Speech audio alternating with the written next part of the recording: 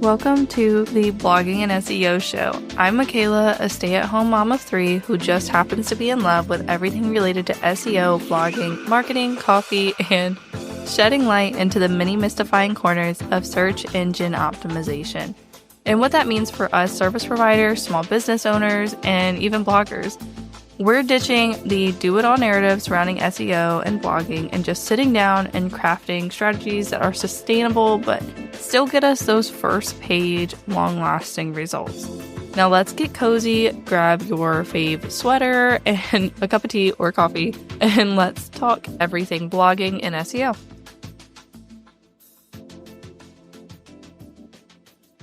Hello, and welcome back to the Blogging and SEO Show. I think that I have just come to the conclusion that I make long episodes, and maybe not the longest episodes, but just long enough to where I can't say, oh, this episode's not going to take you too long, because that would be just a bold-faced lie.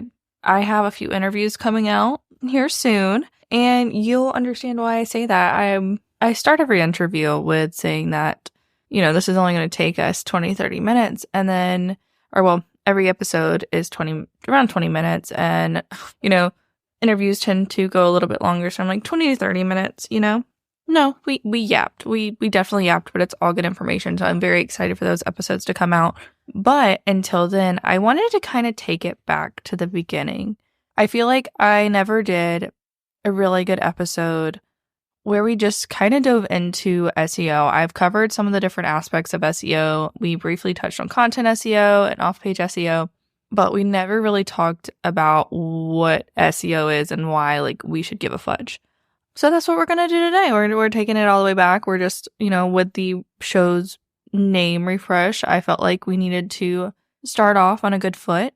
And so SEO stands for search engine optimization, and optimization means to refine, make better, make best. So essentially, you are prepping your website to be found by search engines like Google, Bing, ChatGPT at this point, anything that serves as a search engine. When you're talking about SEO and you're working with an SEO, many SEOs are going to focus on Google because it is the main search engine out there at the moment. I say at the moment because it could change. People are loving this ChatGPT feature of finding stuff, and most search engines are working on a same basis. They're using keywords to find your content and ranking it by how people are engaging with it. And by engaging with it, I mean, how are they behaving when they get on your website or when they see your webpage or piece of content, blog post, whatever show up in their search results after they've searched whatever they want to search? Are they clicking it? Are they spending time reading it?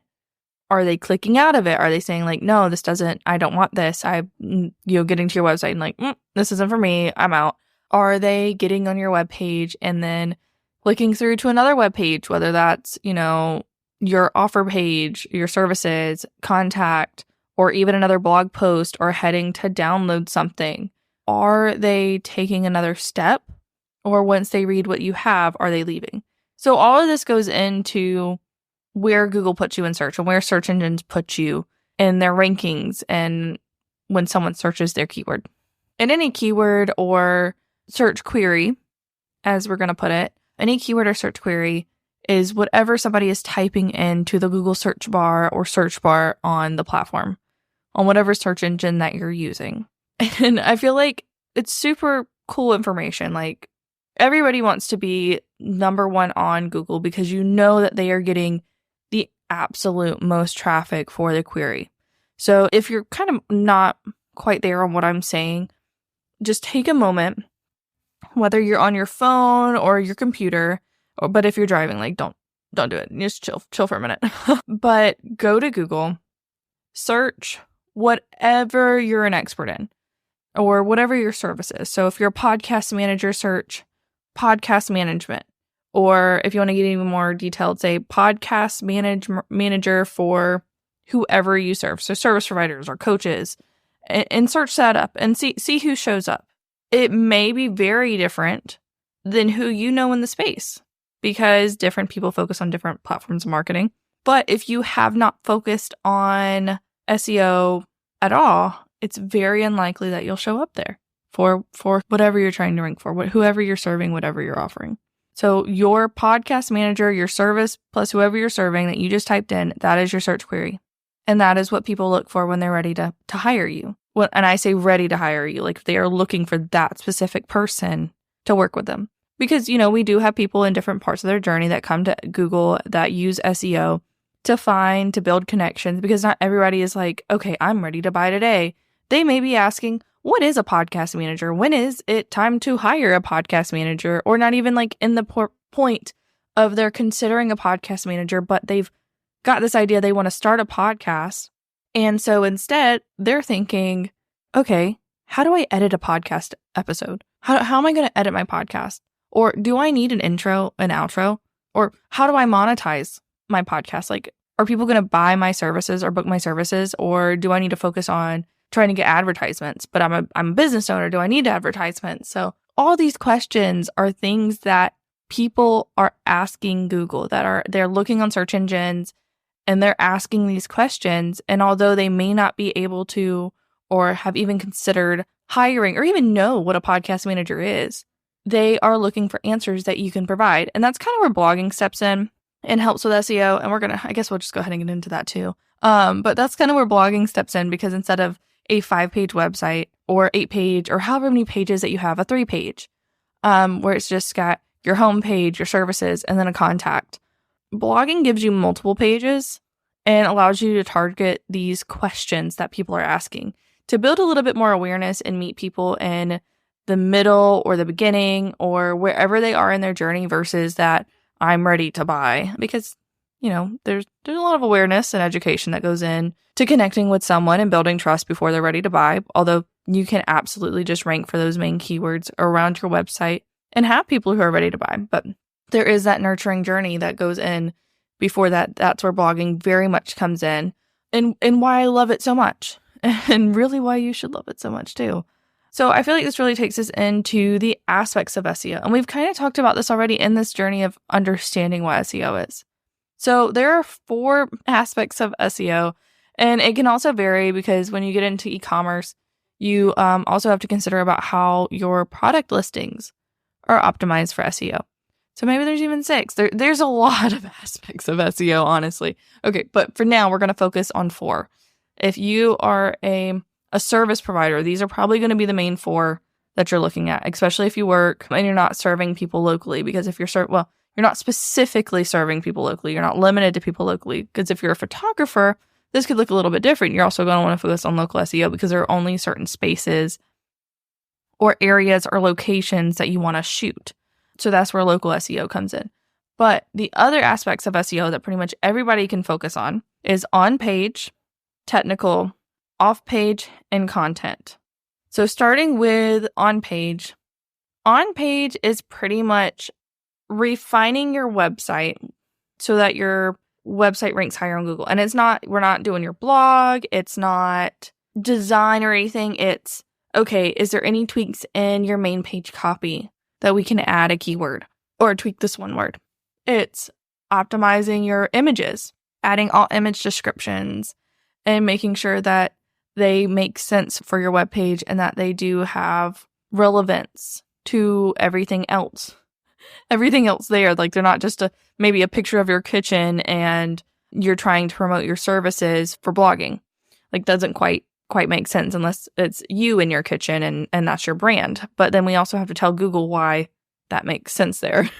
But when it comes to technical SEO, you're thinking more of your website structure, your website speed. How long does it take your website to load? Is your website safe for people to visit? Is it easy to navigate? Do you have the navigation in the top and in the bottom?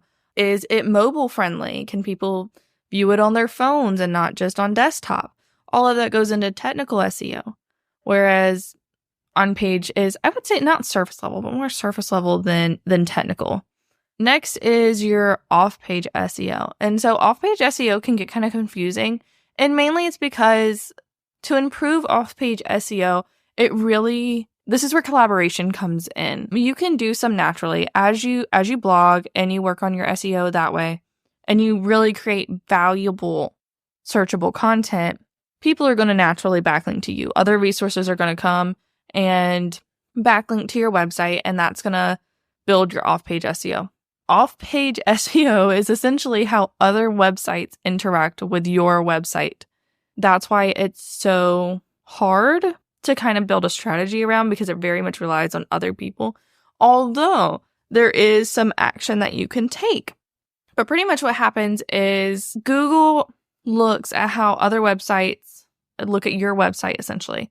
And the more websites that trust your website, that are trustworthy themselves, shows Google that, hey, like, we trust them. You should too. You know, we trust them to be an expert. They're saying some good things over here. You should absolutely trust them as well. Whereas if it's a not so trustworthy website and they're like, you know, we're a little sketchy over here, but we like this person and we're going to link to them, it can kind of give you a little bit of bad rep with Google. And Google's like, if they're calling this a trustworthy website, should we really trust them? But a good backlink, which is what that's called, a good backlink goes so much further than a bad backlink does harm you. And of course, it's like kind of on a case-by-case basis, but I would say that that's a summary of off-page SEO. And if you found that confusing, I do actually have an episode purely dedicated to off-page SEO that it's going to be in the show notes that you can listen to. It was one of the first episodes that I published going on some of the basics of SEO, and I am trying my hardest to go as an overview for these, but they are, I don't want to call SEO complicated, because SEO is truly, it sounds complicated, but it's not.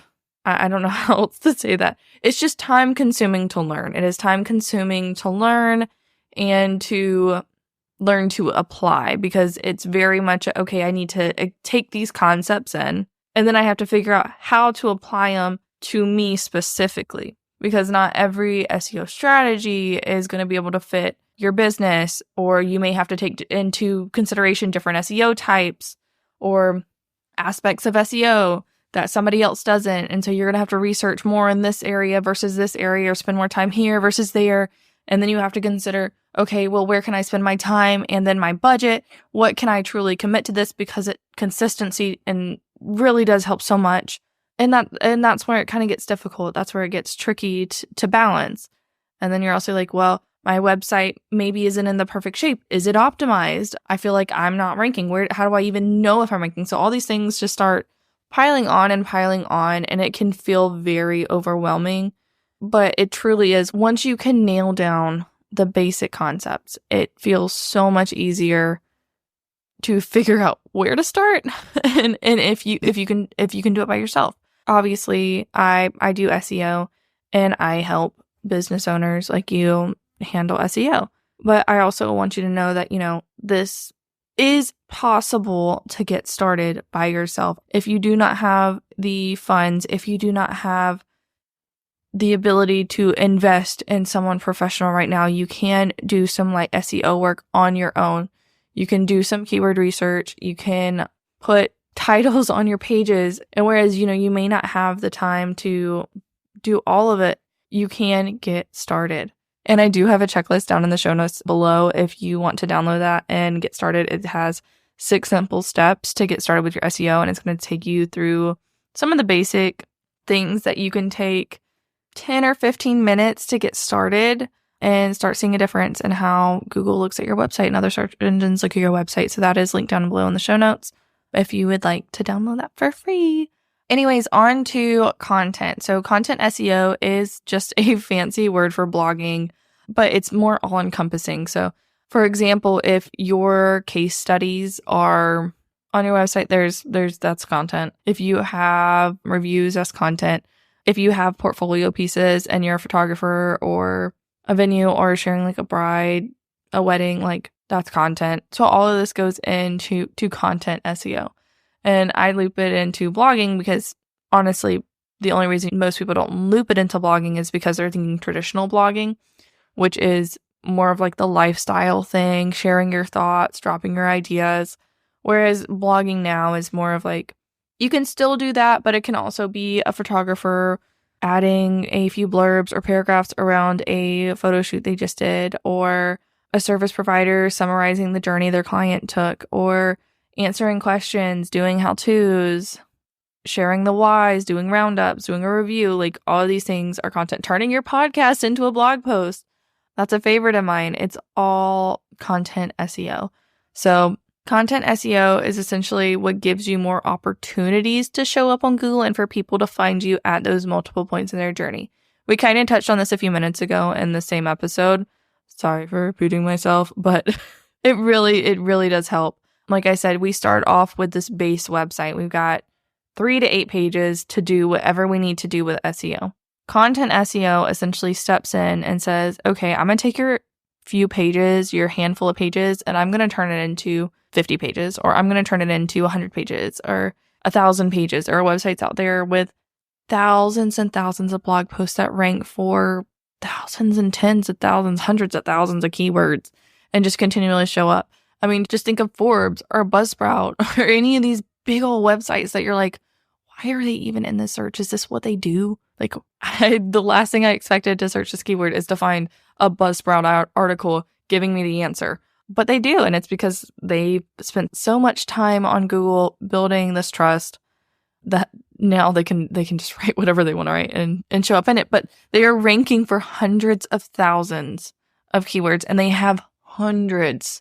I would bet they have hundreds of thousands of blog posts, if not at least 100,000. They've got to have so many, specifically Buzzsprout. I don't know about Forbes, but Buzzsprout has to have a shit ton of content on their website. But anyway, so we take that to ourselves, and every blog post that you write and you publish and you optimize and refine has another chance of ranking. It has another chance of you showing up in front of who is looking for you or looking for something that you do, or somewhere in your industry batch of knowledge, your world of knowledge.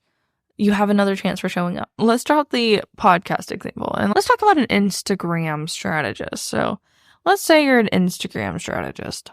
There are different things that we're going to have to think about. There's going to be people who are just getting started on Instagram, and then there's people who are kind of like trying to grow, and there's people who have established accounts. So we're thinking about where they are in their journey, the questions that they have, or the concerns that they have, even not even just the questions. It could be, how to prevent this from happening, or what to look for in a next update. Has the algorithm changed? How do I create a strategy when I have so many followers? How do I utilize how many followers I have?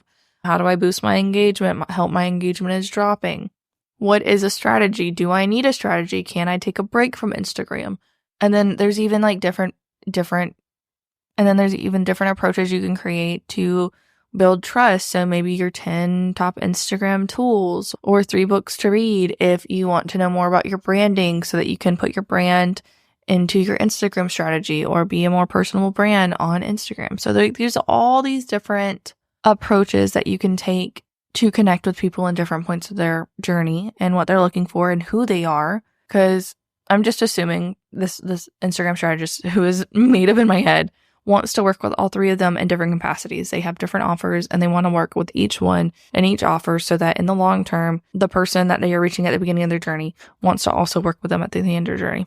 But they're not ditching the people at the end of the journey who may be a little bit harder to book, but have a higher investment, I guess to say, a higher long-term investment, and want to work with them now too. So blogging gives you this opportunity to reach these people in their different portions and different offers that you have. And it lasts an awful long time. So, the average blog post ranks for 2 years, and it can rank for up to 10 years, depending on what you're writing about or anything like that. And that's not even a hard cap off.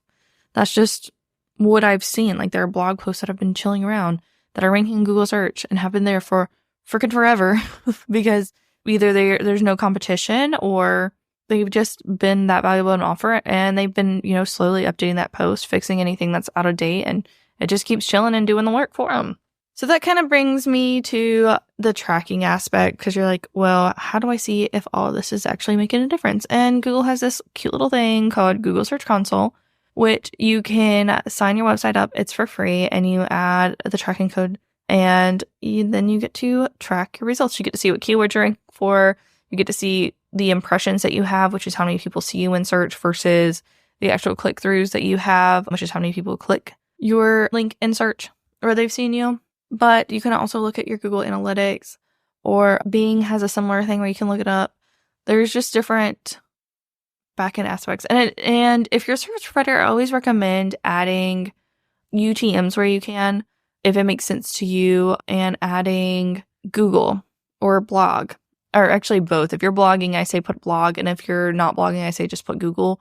If you are blogging, I say put blog and Google, but if you're not blogging, obviously just put Google. That way people can see, oh, I found you from your blog, or I found you from Google, just so you can see more of the direct payoff, because not everybody who finds you through your blog is going to find you through Google, because your blog can be put so many other places. Like you can use it in your email, you can put it on Instagram, like linking it in your stories, you can put it on Pinterest.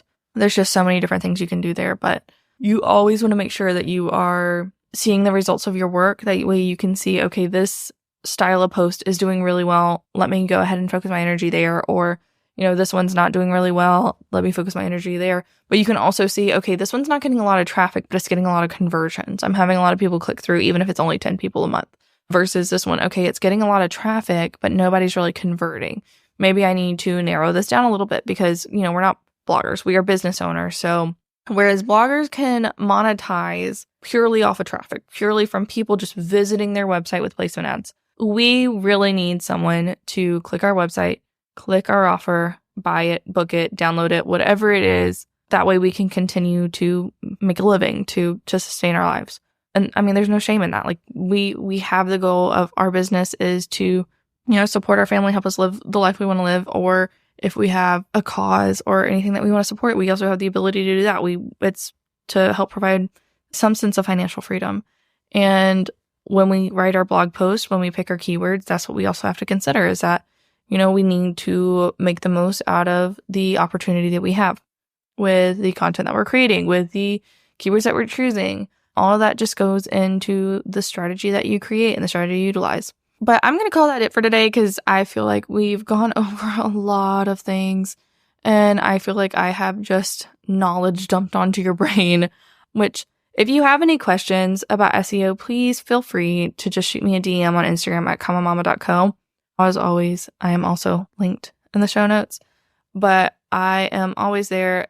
Beware, I do like voice notes, so you may get like 17 voice notes from me, because Instagram cannot handle me. I am definitely the 9-minute voice note queen, but we just, if you have a question, please reach out. I'm always here to help share that information, especially when it's about the foundations of SEO and just building those initial concepts, because it can get quite overwhelming and tricky, but I am here for you. That is literally all I do. But before you leave, if you don't want to deal with the guesswork, and you know that SEO is something that is important to you, that you want to make sure that you are showing up in search and that these people are finding you, and you want to give your website the best opportunity to show up in search when people are searching for the keywords that people are currently looking for, book your SEO audit and optimization. There is a link in the show notes, and let's get started. Let's refine your website. Let's optimize for your keywords, and let's build your foundation of SEO to get you started. As always, I hope you found this episode so helpful, and I will talk to you again next week. Bye. As always, I hope you were able to learn at least one new thing today and how you can apply it to your own business or blog. Thanks for listening to this episode of the Blogging and SEO Show. Don't forget to hit follow so you don't miss the next episode. I promise it's a goodie. And check the show notes for everything we talked about today. And come connect with me on Instagram at comamama.co. If you have any questions or thoughts you want to share, DM me. Let's chat. Until next time, talk soon.